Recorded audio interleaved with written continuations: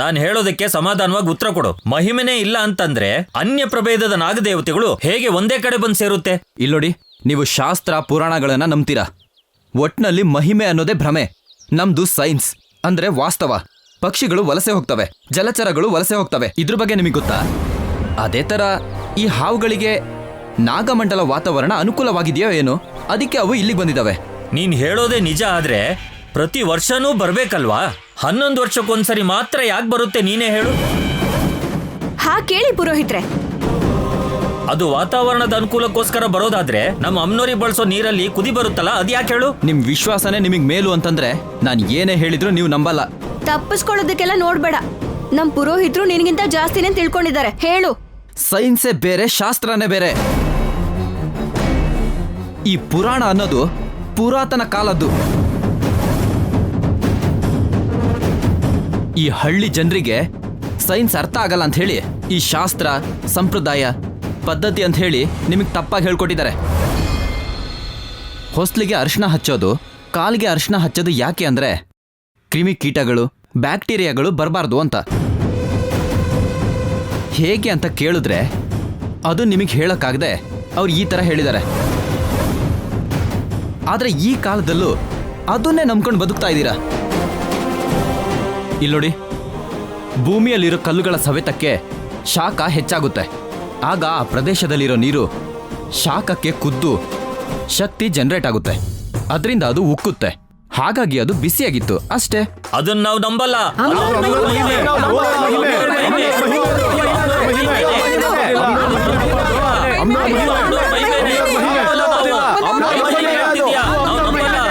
ಇದೇ ಮೂರ್ಖತನ.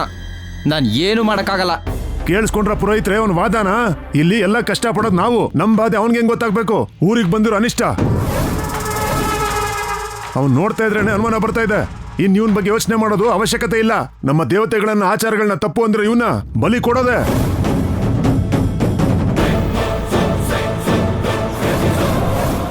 ಹೌದು, ನನಗೂ ಅನುಮಾನ ಬರ್ತಾ ಇದೆ. ಇವನ್ ಯಾವ್ದೋ ಬೇರೆ ಕಾರಣಕ್ಕೋಸ್ಕರ ಬಂದಿರ್ಬೇಕು. ಏನೋ ಚಮತ್ಕಾರದ ಮಾತುಗಳನ್ನ ಹೇಳಿ ನಮ್ಮ ದಾರಿ ತಪ್ಸಕ್ ಬಂದಿದ್ದಾನೆ. ಸ್ವಾಮಿ, ಅದ್ರ ಅವಶ್ಯಕತೆ ನನಗಿಲ್ಲ. ನೀನ್ ಮಾತಾಡ್ಬೇಡ. ನಿನ್ನ ಏನ್ ಮಾಡ್ಬೇಕು ಅಂತ ನಮಗೊತ್ತು. ಬನ್ನಿ.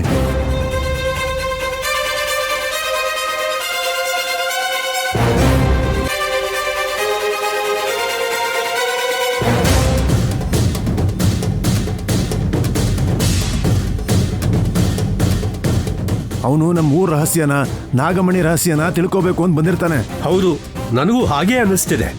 ಸರ್ಪಗಳನ್ನ ಜಂತುಗಳು ಅಂತಿದ್ದಾನೆ. ಅವನ್ ನಮ್ ನಂಬಿಕೆನ ಮೂಢನಂಬಿಕೆ ಅಂತಿದ್ದಾನೆ. ಅಂತವನ್ನ ಸುಮ್ಮನೆ ಬಿಟ್ರೆ ಅವ್ರ ಜನಗಳ ಜೊತೆಗೆ ಮತ್ತೆ ಪೌರ್ಣಮಿಗೆ ತಿರುಗಿ ಬರ್ತಾನೆ. ಹಾಗೇನಾದ್ರು ಬಂದ್ರೆ ನಮ್ಮ ಊರಿಗೆ ತೊಂದ್ರೆ. ಹಾಗಿದ್ರೆ ಅವನ್ನ ಪೌರ್ಣಿಮೆವರೆಗೂ ಆಚೆ ಕಳಿಸಬಾರ್ದು. ಕಟ್ಟಾಕದೆ ಒಳ್ಳೇದು. ಈಗ ಬಿಟ್ಟು ಕಳ್ಸಿದ್ರೆ ಮತ್ತೆ ವಾಪಸ್ ಬರ್ತಾನೆ. ಈಗ ಏನ್ ಮಾಡೋದು ಅಂತ? ಸರಿ, ನಾನ್ ಮಾತಾಡ್ತೀನಿ, ನಡೀರಿ. ಬನ್ನಿ.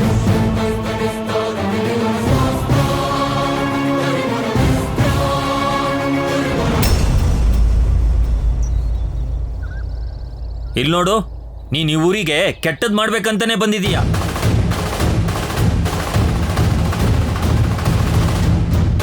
ಸೈನ್ಸು ಸೈನ್ಸು ಅಂತ ಹೇಳ್ತೀಯಲ್ಲ, ಅದೆಲ್ಲ ಸುಳ್ಳು ಅಂತ. ನಮ್ಮ ನಾಗದೇವತೆಗಳ ಶಕ್ತಿ ಏನು ಅಂತ ನಿನಗೆ ಅರ್ಥ ಆಗೋ ತರ ಮಾಡ್ತೀವಿ.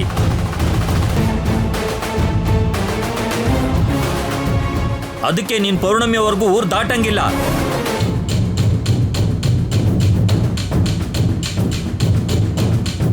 ನಮ್ಮ ಆಚಾರ ಸಂಪ್ರದಾಯಗಳನ್ನ ವಿರೋಧ ಮಾಡಂಗಿಲ್ಲ. ಹದ್ದು ಮೀರಿದ್ರೆ ಅಮ್ಮನವ್ರ ಆಜ್ಞೆ ತಗೊಂಡು ಬಲಿ ಕೊಟ್ಬಿಡ್ತೀವಿ. ಪುಣ್ಯ, ಇವನ ಅಯ್ಯಂಗಾರ್ ಮನೆಯಲ್ಲಿ ಇರಿಸ್ಬೇಕು ಅನ್ಕೊಂಡಿದೀವಿ.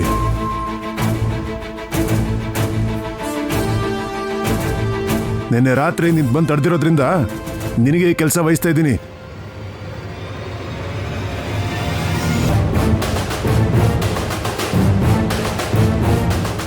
ಇವನ್ನ ಊರ್ ಬಿಟ್ಟು ಆಚೆ ಹೋಗ್ದಿರೋ ಹಾಗೆ ನೋಡ್ಕೊಳ್ಳೋ ಜವಾಬ್ದಾರಿ ನಿಂದು. ಕೇಳಪ್ಪ ಸೈನ್ಸ್ ಅವನೇ, ಹುಚ್ಚುಚ್ಚಾಗಾಡ್ದೆ ಸುಮ್ಮನೆ ಇದ್ರೆ ವಾಪಸ್ ಹೋಗ್ತೀಯಾ, ಇಲ್ಲ ಅಂದ್ರೆ ಹಾವುಗಳ ಕೈಲಿ ಕಚ್ಚಿಸಿ ನಾವೇ ಕಳಿಸ್ಬೇಕಾಗತ್ತೆ. ಈ ಜಾಗನ್ ಬಿಟ್ಟು ಹೋಗೋದಿಲ್ಲ.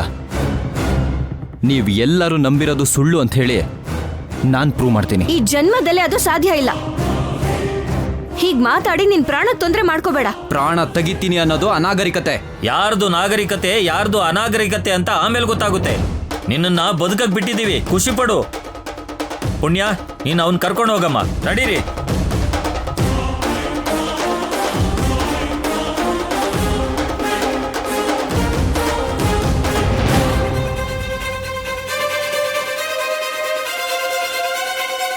ನಡಿ. ನೀನ್ ಹೋಗು.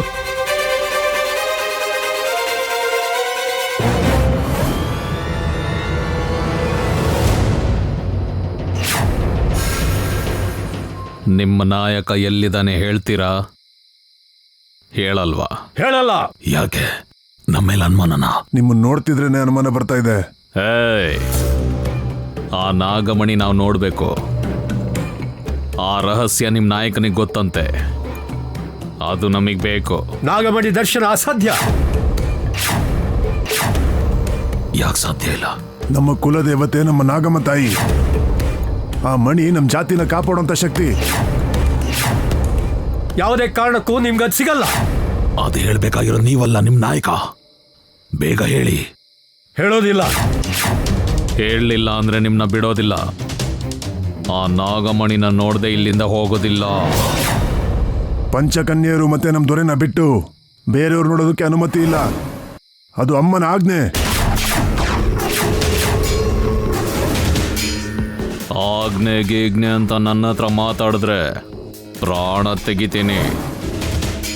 ಹೇಳೋ, ಎಲ್ಲಿ ನಿಮ್ ನಾಯಕ? ಹೇಳಲ್ಲ. ಹೇಳಲ್ವಾ? ಹೇಳಲ್ಲ.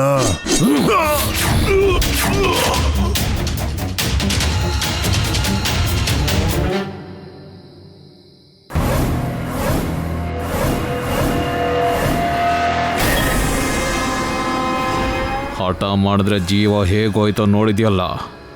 ನೀನಾದ್ರೂ ಹೇಳ್ತೀಯ ಇಲ್ಲ ಸಾಯ್ತೀಯ?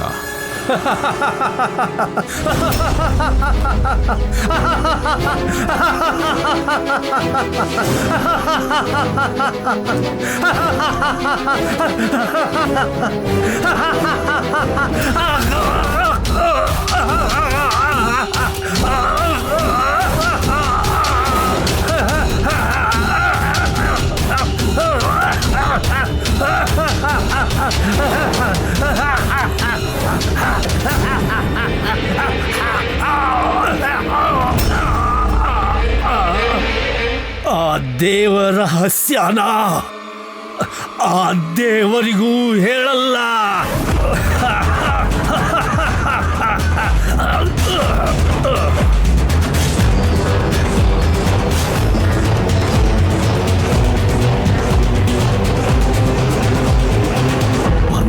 ಪ್ರತಿ ಕೆಲಸ ಇದೇ ತರ ಮಾಡ್ಬೇಕು ಅನ್ಕೋಬೇಡ.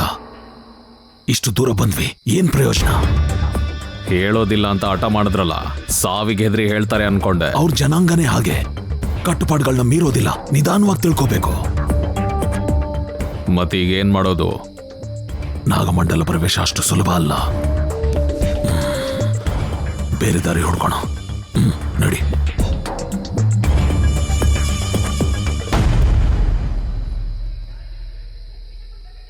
ಇದೆ ನೀನ್ ಇರ್ಬೇಕಾಗಿರೋ ಜಾಗ. ಇಲ್ಲೇ ಇರು.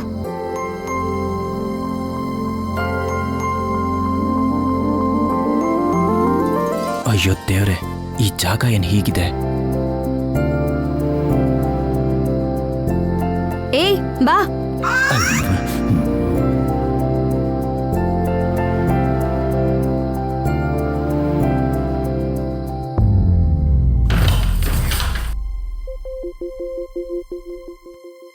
ಬಾ. ಇದೆ ನೀನ್ ಇರ್ಬೇಕಾಗಿರೋ ಜಾಗ. ಇದಾ? ಹೌದು. ಇದಕ್ಕೇನಾಗಿದೆ? ಈ ಮನೆಯವರು ಸ್ವಲ್ಪ ದಿನ ಊರ್ಗ್ ಹೋಗಿದ್ದಾರೆ. ಅವ್ರಿದ್ದಿದ್ರೆ ಈ ತರ ಮನೆನೂ ಸಿಕ್ತಿರ್ಲಿಲ್ಲ. ಯಾವ್ದೋ ಗುಡಿಸ್ಲೋ ಕೊಟ್ಟಿಗೆಲ್ಲೋ ಇರ್ಬೇಕಾಗಿತ್ತು. ಕೊಟ್ಕೆಲಿರೋದ? ಏಯ್, ಹೆಂಗ್ ಕಾಣಿಸ್ತಿದಿ ನಿಂಗೆ? ಅದೃಷ್ಟ ಚೆನ್ನಾಗಿರೋದಕ್ಕೆ ಹಬ್ಬ ದಿನಗಳಲ್ಲಿ ಊರಿಗ್ ಬಂದು ಬದುಕೊಂಡಿದ್ಯಾ. ಇಲ್ಲ ಅಂದಿದ್ರೆ ಏಯ್, ಏನ್ ಮಾಡ್ತಾ ಇದ್ರು? ರಾತ್ರಿ ನೀನೇ ನೋಡ್ದೆ ತಾನೆ, ತಕ್ಕ ಶಾಸ್ತಿ ಮಾಡಿರೋರು. ಏನ್ ಊರೋ ಏನ್ ಜನರೋ. ಒಳ್ಳೆಯವ್ರಿಗೆ ಒಳ್ಳೆಯವರು, ನಿನ್ನಂಥ ಕೆಟ್ಟವ್ರಿಗೆ ಕೆಟ್ಟವ್ರು. ಒಳ್ಳೆಯವ್ರಿಗೆ ಒಳ್ಳೆಯವ್ರ? ನಿಜವಾಗ್ಲೂ ಮನುಷ್ಯನಾ? ಇದೆ ಈ ತರ ಮಾತಾಡೋದಕ್ಕೆ ಕೋಪ ಬರೋದು. ಪೌರ್ಣಮಿ ರಾತ್ರಿವರೆಗೂ ಸ್ವಲ್ಪ ನೆಟ್ಟಗಿರು, ಇಲ್ಲ ಅಂದ್ರೆ ನಿಮ್ಮೂರಿಗೆ ಹೋಗಕ್ಕಾಗಲ್ಲ. ಸರಿ ಬಿಡು. ಫ್ಯಾನು ಅಟ್ಯಾಚ್ಡ್ ಬಾತ್ರೂಮ್ ಇದೆ ತಾನೆ? ಸೊಳ್ಳೆಗಳು ಕಚ್ಚಿ ಕಚ್ಚಿ ಸಾಯಿಸ್ತಾ ಇದ್ದಾವೆ. ಬಾಯ್ ಮುಚ್ಕೋ, ತುಂಬಾ ನಾಟಕ ಆಡ್ಬೇಡ, ಹೇಳಿದ್ದನ್ ಮಾತ್ರ ಕೇಳು. ಹಾಗೆ ಇಲ್ಲಿ ಯಾವ್ದಾದ್ರು ಒಳ್ಳೆ ಹೋಟೆಲ್ ಇದಾವ? ಹಾ, ಕಾಫಿ ಟೀ ಏನಾದ್ರೂ ಸಿಗುತ್ತಾ? ಅರ್ಥ ಆಯ್ತು ಬಿಡಿ. ಏನಂದ್ರೆ ಬೆಳಗ್ಗೆಯಿಂದ ನಾನು ಏನೂ ತಿಂದಿಲ್ಲ. ನಾನ್ ತಂದ್ ಕೊಡ್ತೀನಿ, ಚೆನ್ನಾಗ್ ತಿಂದು ಮಲ್ಕೋ. ಅಬ್ಬಾ, ಅಷ್ಟೊಳ್ಳೆ ಮನ್ಸಿದ್ಯಾ ನಿನಗೆ? ಏಯ್! ಹಾಗ್ ಬಾ ದಾರಿಗೆ. ನುಲ್ಕೊಂಡು ಹೋಗ್ತಾವಳೆ ದೆವ್ವ.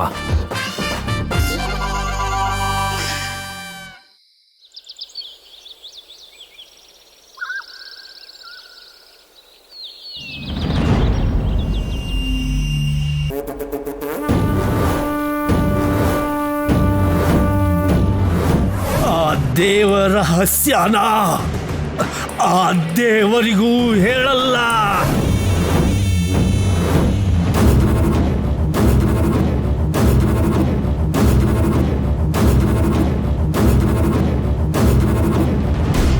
ನೀನ್ ಮಾಡಿರೋ ತಪ್ಪಿಂದ ಕೈಗೆ ಬಂದಿತ್ತು, ಬಾಯಿಗೆ ಬರ್ಲಿಲ್ಲ. ಪಶುಪತಿ ಹೇಳ್ದ ಅಣ್ಣ.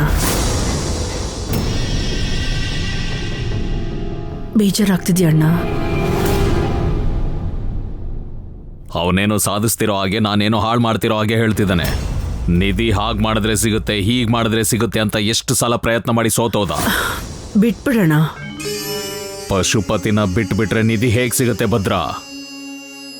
ಈ ಕೆಲಸ ಭಯಪಡಿಸಿ ಮಾಡೋಂಥದ್ದಲ್ಲ ಅಣ್ಣ, ತಲೆ ಓಡಿಸಿ ಮಾಡೋಂಥದ್ದು.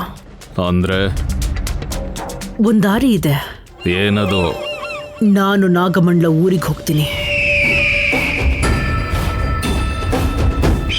ನೀನಾ?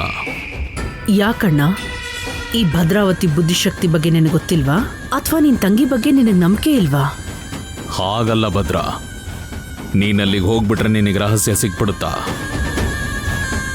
ನಾಗಮಂಡಲದಲ್ಲಿ ಪಂಚಕನ್ಯರಿದಾರಲ್ವಾ, ಆ ದಾರಿ ಇಟ್ಕೊಂಡೇ ಹೋಗ್ತೀನಿ. ಆ ಪಂಚಕನ್ಯರು ನನಗೆ ಸಿಗೋ ಹಾಗೆ ಮಾಡ್ತೀನಿ. ಅವರೆಲ್ಲರನ್ನೂ ಒಬ್ಬೊಬ್ಬರಾಗಿ ಚಿತ್ರಹಿಂಸೆ ಕೊಟ್ಟು ಸಾಯಿಸ್ತೀನಿ. ಅದಾದ್ಮೇಲೆ ನಾಗಮಣಿನ ನನ್ನ ಕೈವಶ ಮಾಡ್ಕೊಳಕ್ ಪ್ರಯತ್ನ ಪಡ್ತೀನಿ. ಶಬಾಷ್ ಭದ್ರಾ, ಒಳ್ಳೆ ದಾರಿ ಆರಿಸ್ಕೊಂಡೆ. ಆದ್ರೆ ನಾಗಮಂಡಲ ದಾರಿ ನಿನಗೆ ಹೇಗೆ ಗೊತ್ತಾಗುತ್ತೆ? ಒಂದ್ ವೇಳೆ ಗೊತ್ತಾದ್ರೂ ಆ ನಾಗ ಜಾತಿ ನಿನ್ನ ಒಳಗ್ ಬರಕ್ ಬಿಡುತ್ತಾ? ಅದೆಲ್ಲ ನಾನು ನೋಡ್ಕೋತೀನಿ ಅಣ್ಣ, ನೀನೇನು ಯೋಚನೆ ಮಾಡ್ಬೇಡ. ಆಯ್ತು, ನೀನು ಹೊರಡು ಭದ್ರಾ. ಸರಿ, ಹೊರಡ್ತೀನಣ್ಣ. ಆದ್ರೆ ಏನು ಭದ್ರಾ? ಹೊರಡಕ್ಕೂ ಮುಂಚೆ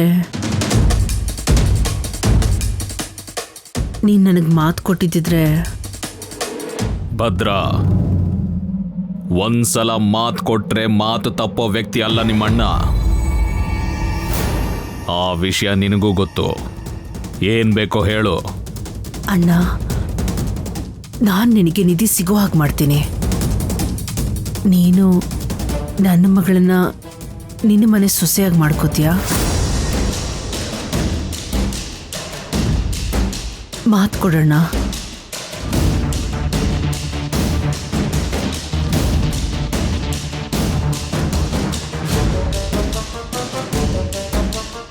ಪರ್ಣಿಕಾ ಮದುವೆ ನಾನೇ ಮುಂದೆ ನಿಂತು ಮಾಡಿಸ್ತೀನಿ. ನೀನು ನಿಶ್ಚಿಂತೆಯಾಗಿ ಹೊರಡು.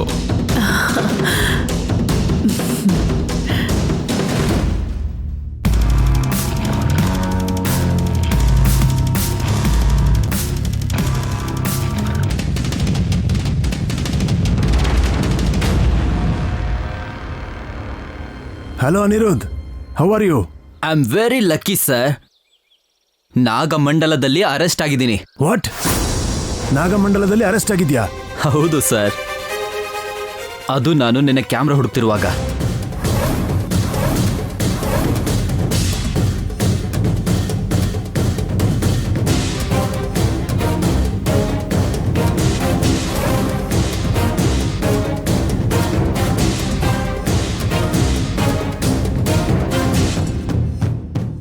ಇಷ್ಟೇ ಸರ್ ವಿಷಯ. ಅಲ್ಲ, ಈ ರೀತಿಯಾಗಿದೆ ಲಕ್ಕಿ ಅಂತ ಯಾಕೆ ಹೇಳ್ತಿದ್ಯಾ? ಪೌರ್ಣಮಿವರೆಗೂ ನನಗಿಲ್ಲೇ ಉಳ್ಕೊಳ್ಳೋದಕ್ಕೆ ಅವಕಾಶ ಸಿಕ್ತು ಸರ್, ಅದಕ್ಕೆ ಹಾಗಂದೆ.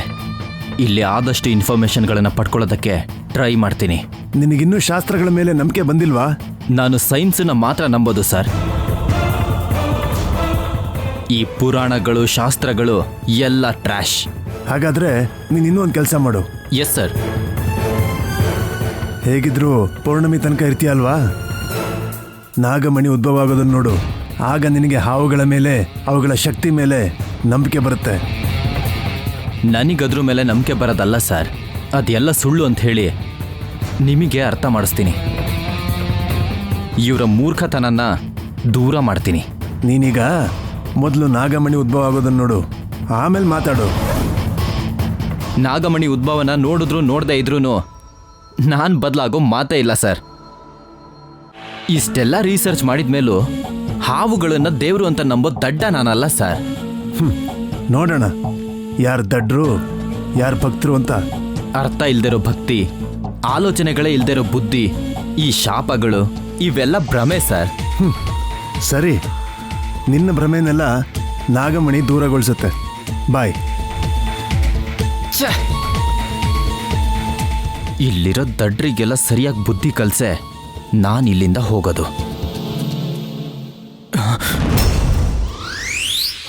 ನೀನ್ ಯಾವಾಗ ಬಂದೆ? ಯಾರ್ಗೆ? ಏನೋ ಬುದ್ಧಿ ಕಲ್ಸೆ ಹೋಗ್ತೀನಿ ಅಂತಿದ್ದೆ. ಅದು ನಾವ್ ಅಷ್ಟೊಂದ್ ದಡ್ರು ಅನ್ಕೊಂಡಿದ್ರೆ ನಿನ್ ರೋಗಕ್ಕೆ ಸರಿಯಾಗಿ ಮದ್ದು ಕೊಡ್ಬೇಕಾಗತ್ತೆ. ಹಬ್ಬದ ದಿನ ತಗೋ ತಿನ್ನು. ಏನಿದು? ರಾಗಿ ಮುದ್ದೆ, ಖಾರ ಮಜ್ಗೆ, ಈರುಳ್ಳಿ, ಉಪ್ಪಿನಕಾಯಿ. ಇದು ತಿನ್ನದ? ನಾವ್ ತಿನ್ನೋದು ಇದನ್ನೇ. ನಾನು ಮನುಷ್ಯ, ಪ್ರಾಣಿ ಅಲ್ಲ. ನಾವು ಮನುಷ್ಯರೇ. ಹಿಂಗೆಲ್ಲ ಮಾತಾಡಿದ್ರೆ ಎತ್ತೆ ಮುಖದ ಮೇಲೆ ಹಾಕ್ಬಿಡ್ತೀನಿ. ನಾನಿದನ್ನ ತಿನ್ನಲ್ಲ. ಇದನ್ ಬಿಟ್ರೆ ತಿನ್ನಕ್ ನಿನ್ಗಿಲ್ಲೇನು ಸಿಗಲ್ಲ. ಬೇಕಾದ್ರೆ ತಿನ್ನು, ಇಲ್ಲ ಅಂದ್ರೆ ಬಿಡು. ನಾನ್ ತಿನ್ನಲ್ಲ.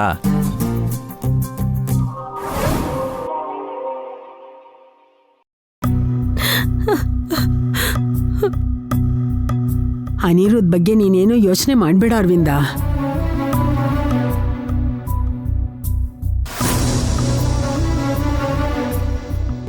ಅಪಾಯದಿಂದ ಹೊರಗೆ ಬರೋ ದಾರಿ ಹೇಳಿದಾರಲ್ಲ, ಅದು ಅಲ್ದೆ ಅವನ್ ಕ್ಷೇಮಕ್ಕೋಸ್ಕರ ಹೋಮ ಕೂಡ ಮಾಡ್ತೀನಿ ಅಂದ್ರು.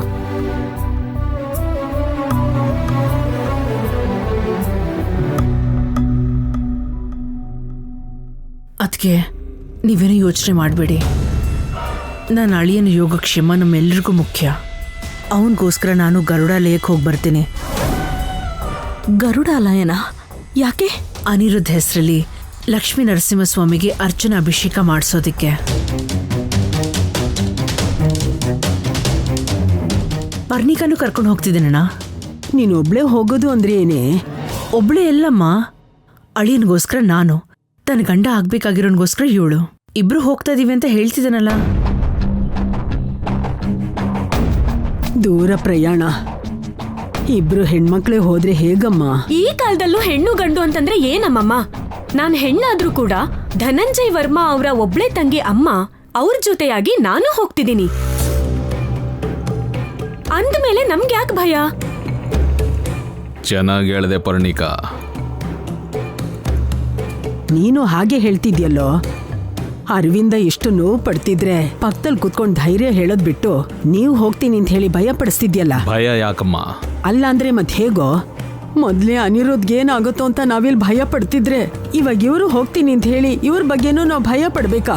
ಅಷ್ಟೊಂದು ಭಯ ಪಡೋಂಥ ಅವಶ್ಯಕತೆ ಇಲ್ಲಮ್ಮ. ಅಳಿಯನಿಗೆ ಏನಾಯ್ತು ಅಂತ ಯೋಚನೆ ಮಾಡ್ಕೊಂಡು ನಾನು ಇಲ್ಲಿ ಪ್ರಶಾಂತವಾಗಿರೋದಕ್ಕಾಗಲ್ಲ. ನಾನೇ ಭಯ ಪಟ್ಕೊಂಡ್ರೆ ಅದಕ್ಕೆ ಹೇಗೆ ಧೈರ್ಯ ಹೇಳಿ? ಅದಕ್ಕೆ ಆ ಲಕ್ಷ್ಮೀ ನರಸಿಂಹ ದೇವಸ್ಥಾನಕ್ಕೆ ಹೋಗಿ ಬೇಡ್ಕೊಂಡು ಬರ್ತೀನಿ. ಭದ್ರ ಹೋಗ್ತಿರೋದು ನಮ್ಮ ಒಳ್ಳೇದಕ್ಕೆ ಅಲ್ವಾ? ಹೋಗ್ಲಿ ಬಿಡಿ ಅತ್ತೆ. ಹೌದು ಅಮ್ಮಮ್ಮ, ಭಾವಂಗ್ ಮಾತ್ರ ಅಲ್ಲ, ನಮ್ಗೆ ಯಾರಿಗೂ ಏನೂ ಆಗ್ಬಾರ್ದು ಅಲ್ವಾ? ಅದಕ್ಕೆ ಹೋಗ್ತಿದೀವಿ. ಹೌದಮ್ಮ, ನಮ್ಮ ವಂಶೋದ್ಧಾರಕನ ರಕ್ಷಣೆಗೋಸ್ಕರ ಭದ್ರ ತನ್ನ ಪ್ರಯತ್ನಗಳನ್ನ ಮಾಡ್ತಿದ್ದಾಳೆ. ಅರವಿಂದಳಿಗೆ ಧೈರ್ಯ ಹೇಳೋದಕ್ಕೆ ನಾವೆಲ್ಲ ಇದೀವಲ್ವಾ? ನೀನೇನು ಭಯ ಪಡ್ಬೇಡಮ್ಮ, ನಾನು ಹೋಗಿ ಬರ್ತೀನಣ್ಣ. ಒಳ್ಳೇದಾಗ್ಲಿ. ಹುಷಾರಾಗಿ ಹೋಗಿ ಬನ್ನಿ, ಫೋನ್ ಮಾಡ್ತಾ ಇರಿ. ಸರಿನಮ್ಮ. ಹುಷಾರು. ಬಾಯ್ ಅಮ್ಮಮ್ಮ.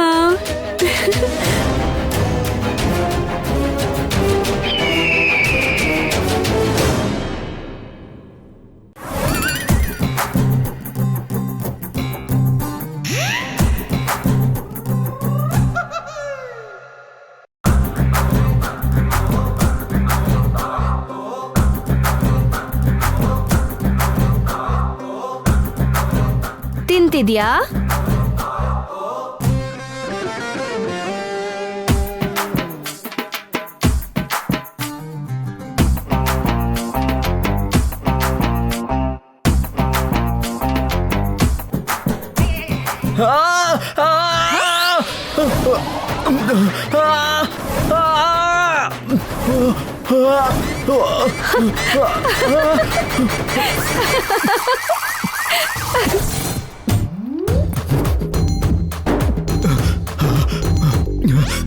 ಖಾರ.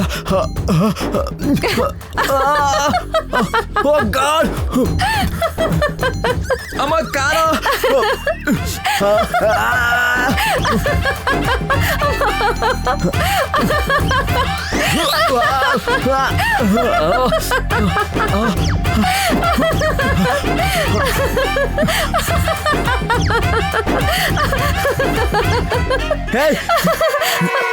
ಏನ್ ಈ ಸ್ಯಾಡಿಸಮ್?